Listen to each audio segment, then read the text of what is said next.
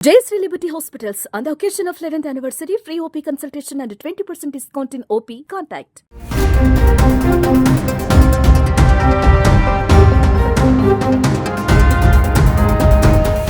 Secunderabad GRP పోలీసులకు దొరికిన నరరూప రాక్షసుడు రాహుల్ అలియాస్ బోలు అత్యాచారాలు ఒక్కొక్కటిగా బయటపడ్డాయి. మన ముందు ఎవరైనా స్మోక్ చేస్తే వద్దని చెప్తాం, వారిస్తాం, ఎవరైనా చెప్పేది అదే. అయితే అతనికి మాత్రం అలా చెప్పకూడదు. ఇతను ట్రైన్ జర్నీ చేసే టైంలో ఎవరైనా బీడీ కానీ తాగవద్దని చెప్తే వారిని అతి కిరాతకంగా చంపి వారి మృతదేహాలని అత్యాచారం చేసే వరకు వదలడు. తాజాగా అతన్ని సికింద్రాబాద్ పోలీసులు అదుపులోకి తీసుకోవడం, విచారణలో భాగంగా అతడి నేర చరిత్ర చిట్టా విప్పిన వైనం తెలిస్తే షాకు గురి కావాల్సిందే. అంతర్రాష్ట్ర నిందితుడైన 29 ఏళ్ల రాహుల్ అలియాస్ బోలును అరెస్టు చేసిన సికింద్రాబాద్ పోలీసులు అతన్ని విచారించే వేళలో అతను చెప్పిన హత్యల పరంపర విస్మయానికి గురైన పరిస్థితి.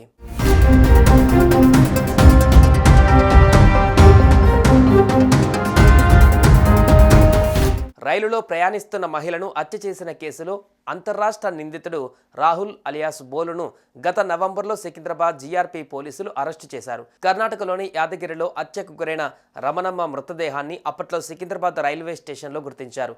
ఈ కేసులో నిందితుడు తాను హతమార్చిన 2 మహిళల మృతదేహాలపైన అత్యాచారానికి పాల్పడినట్లు చెప్పడం పోలీసులను ఉలిక్కిపాటుకు గురిచేసింది. జీఆర్పీ ఇన్స్పెక్టర్ సాయిశ్వర్ గౌడ్ నిందితుడిని విచారించారు.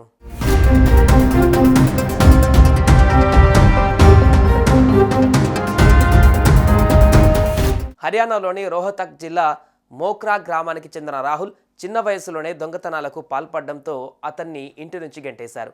ఆ తర్వాత బతకడం కోసం కొంతకాలం ట్రక్ డ్రైవర్గా పనిచేశాడు. చెడు అలవాట్లకు బానిసైన ఇతను వస్తున్న డబ్బులు సరిపోకపోవడంతో లారీలను దొంగలించి వాటిని తుక్కుగా మార్చి వాటిని అమ్మేసి డబ్బులు సంపాదించడం స్టార్ట్ చేశాడు. అలా 2 సార్లు జైలుకు వెళ్ళి వచ్చాడు. అక్కడి నుంచి మనిషిగా మారకపోగా మరింత మృగంలా తయారయ్యాడు.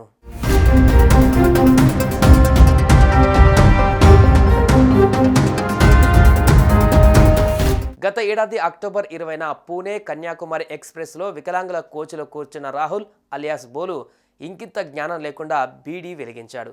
ఆ బీడీ నుండి వస్తున్న ఇబ్బంది పడ్డ ఓ మహిళ ట్రైన్కి ఏదైనా ప్రమాదం జరుగుతుందోనేమోనని ఆలోచించి బీడీ పడేయమని చెప్పింది. ఎంత చెప్పినా వినకుండా గొడవకి దిగడంతో అతడి నోట్లో నుంచి బీడీ తీసి బయటకు విసిరేసింది. పాపం ఆమెకి ఏం తెలుసు, మనుషులు ప్రయాణించే రైలులో మృగాలు కూడా ఉంటాయని. బీడీ పడేసిందని కోపంతో ఊగిపోయిన రాక్షసుడు ఆమె గొంతు నులిమి చంపేశాడు. చంపడమే కాకుండా ప్రాణం పోయిన తర్వాత ఆమె డెడ్ బాడీ మీద అతి క్రూరంగా అత్యాచారం చేసి పారిపోయాడు.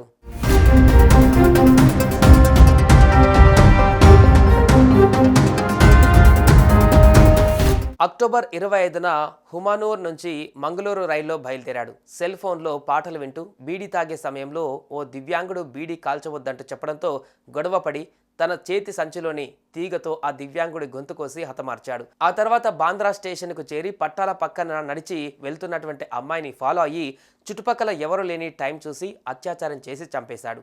అక్కడి నుంచి వెళ్ళిపోయిన వాడు మళ్ళీ తన సంచి కోసం వెనక్కి వచ్చి మరోసారి ఆమె డెడ్ బాడీపై అత్యాచారం చేశాడు.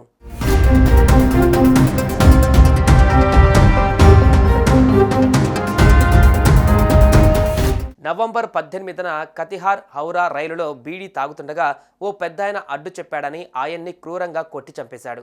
23న బళ్ళారి రైల్వే స్టేషన్లో భద్రాచలం వెళ్లే రైలులోని ఓ కోచ్లో ఎక్కాడు. ఓ మహిళ లేడీస్ కోచ్ అని వారించింది. తర్వాత స్టేషన్లో దిగిపోతానంటూ బీడీ వెలిగించడంతో ఆమె అభ్యంతరం చెబుతూ పోలీసులకు ఫోన్ చేయగా టవల్తో గొంతుకు బిగించి హతమార్చాడు. ఆమె ఫోన్ తీసుకొని యాదగిరి స్టేషన్లో దిగిపోయాడు. ఆ తర్వాత ముంబైకి వెళ్ళి కచ్ ఎక్స్ప్రెస్ ఎక్కాడు. అదే రోజు రాత్రి వాపీ స్టేషన్లో పోలీసులు నిందితుడిపైన అనుమానం వచ్చి తనిఖీ చేశారు.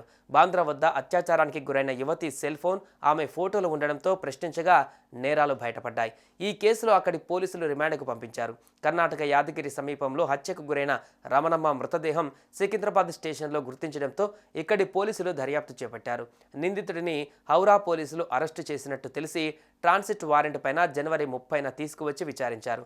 ఈ విచారణలో అతని భయంకరమైన నేర చరిత్ర విని పోలీసులు షాక్ అయ్యారు. ఇన్నాళ్ళు ఇలాంటి వాడు బయట ఎలా తిరుగుతున్నాడా అని ఆశ్చర్యపోయారు.